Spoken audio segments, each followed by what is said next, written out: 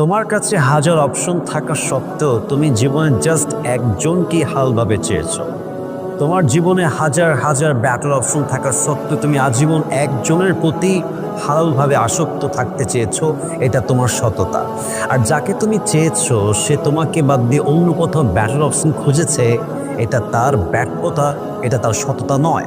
এবং তুমি একটা কথা অলওয়েজ মনে রাখবা, তুমি তোমার সততা দিয়ে একদিন অনেক দূরে এগিয়ে যাবা। আল্লাহ তোমাকে অনেক উত্তম কিছু দিবে।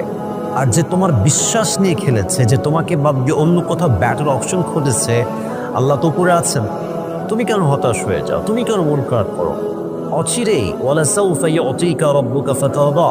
Put your trust on your Lord and believe that indeed and verily your Lord will give you something that will definitely make yourself happy. ভরসা রাখো আল্লাহর উপরে। আল্লাহ এমন কিছু তোমাকে দিবে, এত উত্তম কিছু দিবে, তুমি কখনো কল্পনাই করতে পারবে না ইনশাআল্লাহ তাআলা। So move on.